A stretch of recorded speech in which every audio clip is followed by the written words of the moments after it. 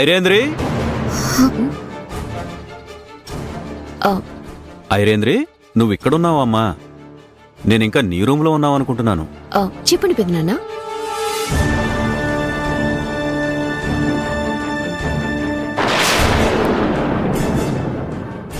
కేతనా, ఏమైందమ్మా? డల్గా కనిపిస్తున్నావు? పాపం కేతన. ఈ ఇంట్లో కేతనని ప్రేమించేవాళ్ళు ఎంతమంది ఉంటే ఏం లాభం? అభి ఇచ్చే వార్నింగ్లకి కేతన బెదిరిపోతుంది. అభి ఎంతసేపు తన స్వార్థం కోసం ఆలోచిస్తూ కేతన మీద తన ప్రతాపం చూపించడానికి ప్రయత్నిస్తూనే ఉంది. అందుకే పాపం అవన్నీ నాకు చెప్పుకొని కేతన బాధపడుతుంది. అమ్మా కేతన, నువ్వేం బాధపడకమ్మా. చూడు, జీవితం ఎప్పుడూ ఒకేలా ఉండదు. మనకి సంతోషాన్ని అందించినట్టే అందించి దుఃఖాన్ని పరిచయం చేస్తుంది. సరదాలను పరిచయం చేసినట్టే చేసి ఒక్కసారిగా సమస్యల్లోకి నెట్టేస్తుంది. నీతిగా నిజాయితీగా బ్రతికేవాళ్ళనుకో ఆ కష్టాల నుండి సమస్యల నుండి బయటికి నెట్టుకుని రావడానికి కాలమే ఏదో ఒక దారి చూపిస్తుందమ్మా.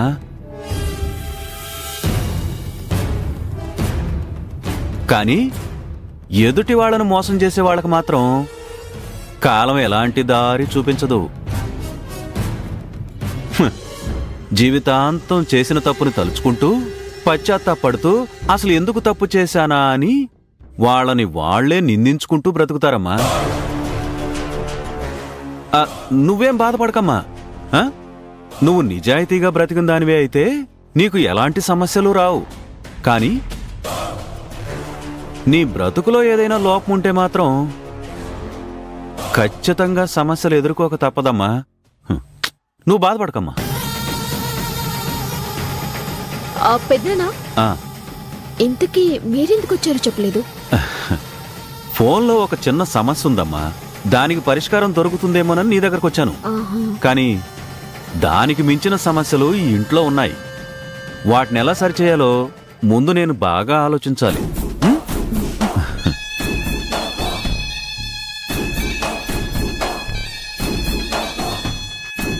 ఐరేంద్రి, మావయ్య గారి మాటల్లో ఏదో తేడా కనిపిస్తుంది కదా? అవును కేతన. ఈయన నా గురించి అన్ని తెలిసి మాట్లాడారా, తెలియక మాట్లాడారా? మేబీ తెలుసుకోవాలని మాట్లాడుండొచ్చు. ఎందుకైనా మంచిది నువ్వు కొంచెం జాగ్రత్తగా ఉండు.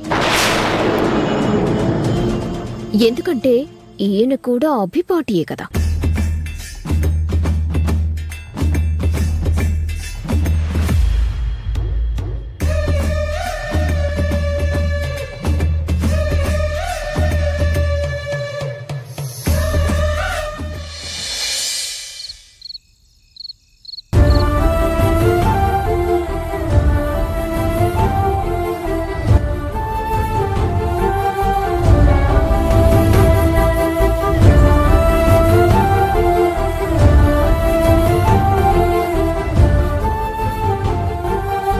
రాహుల్ బాబు నాకు చిన్నప్పుడిచ్చిన ఆహారం కనిపించడం లేదు, తనిచ్చిన బొమ్మ కనిపించడం లేదు. ఇప్పుడు నేనే తన చిన్ననాటి ఫ్రెండ్ని అని ఎలా నిరూపించుకోవాలి?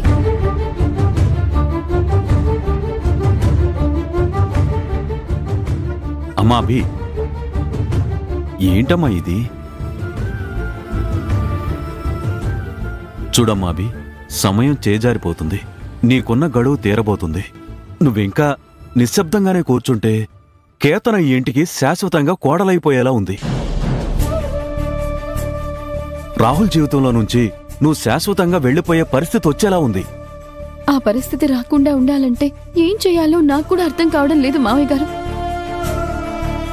నువ్వు రాహుల్కి చిన్ననాటి ఫ్రెండువని చెప్పడానికి ఎందుకు ఇంతగా ఆలోచిస్తున్నావమ్మా?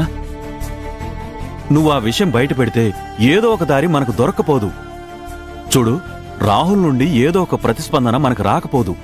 నేను రాహుల్ బాబుకి చిన్ననాటి ఫ్రెండ్ అని చెప్పడానికి నా దగ్గర రుజువులు ఉండాలి కదా మావయ్య గారు. అదేంటమ్మా రుజువులు లేకపోవడం ఏంటి? చిన్నప్పుడు రాహుల్ నీకిచ్చిన వస్తువులు నీ దగ్గర ఉండాలి కదా, అవి చూపించి నువ్వే రాహుల్ ఫ్రెండ్ అని చెప్పు. ఆ వస్తువులు ఏమైపోయాయో ఇప్పుడు అర్థం కావడం లేదు మావయ్య గారు. ఏం మాట్లాడుతున్నావమ్మా? అవును మావయ్య గారు, పెట్టిన వస్తువులు పెట్టిన చోట లేవు. అవి లేకుండా నేను రాహుల్ బాబు చిన్నప్పుడు ఫ్రెండ్ అని చెప్పే అవకాశము నాకు కనిపించడం లేదు. మరి ఇంత హఠాత్తుగా వస్తువులు ఏమైపోయినట్టు అభి? అవైతే వాటంతటవి కాళ్ళొచ్చి వెళ్ళిపోవు. ఖచ్చితంగా ఎవరొకరు తీసుకుని ఉంటారు. అలా అయితే ఇప్పుడు మనం ఏం చేయాలభి? ఉన్న ఒక్క అవకాశం కూడా చేజారిపోయింది. ఇప్పుడు నువ్వే తన చిన్ననాటి ఫ్రెండ్ అని నువ్వెలా నిరూపించగలవు? అదెలాగో నాకు తెలియదు మావయ్య గారు, కానీ ఏదో ఒకటి చెయ్యాలి. ఉన్న ఈ తక్కువ టైంలోనే రాహుల్ బాబు ప్రేమని నేను సంపాదించుకోవాలి. అమ్మా అభి, నీతికి నిజాయితీకి ఎప్పుడూ అన్యాయం జరగదమ్మా. ఖచ్చితంగా అవి గెలిచే తీరాలి. నీకు కూడా ఎట్టి పరిస్థితుల్లోనూ అన్యాయం జరగదని నాకు అనిపిస్తుందమ్మా. నువ్వు మాత్రం నీ సహనాన్ని కోల్పోకు.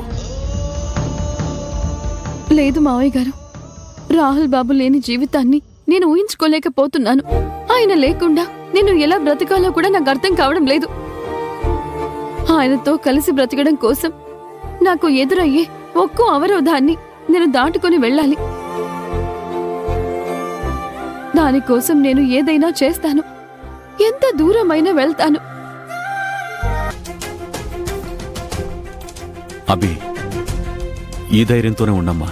ఇదే సహనంతో ముందడుగు వేస్తూ వెళితే ఖచ్చితంగా రాహుల్ నీ వాడవుతాడమ్మా. సరేనా?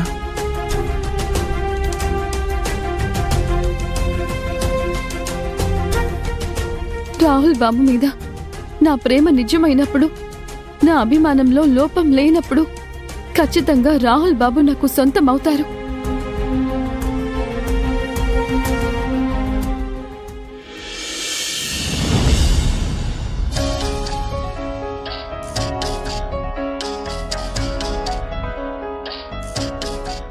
అయ్యో, ఇంకా తోరణాలు ఇక్కడే కడుతున్నారా?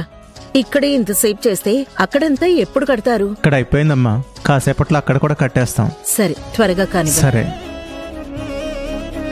అమ్మ కేతన, వెళ్ళి రాహుల్ని కూడా రమ్మని చెప్పు. సరేనా? అలాగే అత్తయ్య. 4 రోజులు నేను ఆఫీస్కి రావడానికి కుదరదు. నేను వచ్చే వరకు మీరే జాగ్రత్తగా చూసుకోండి. యా, ఆ ప్రాజెక్ట్ విషయం నేను వచ్చాక మాట్లాడదాం. దాని విషయంలో మీరు ఎలాంటి నిర్ణయాలు తీసుకోవద్దు, సరేనా? కేతనా, వాట్ ఇస్ దిస్? వదులు. భలే వాడివి రాహుల్. చేసుకోబోయే అమ్మాయి ప్రేమగా హక్ చేసుకుంటే ఏ మగాడైనా ఇలా పొమ్మంటాడా? కేతనా, ప్లీజ్ ప్లీజ్ వదులు. నో. నా మాట విని వదులు కేతనా.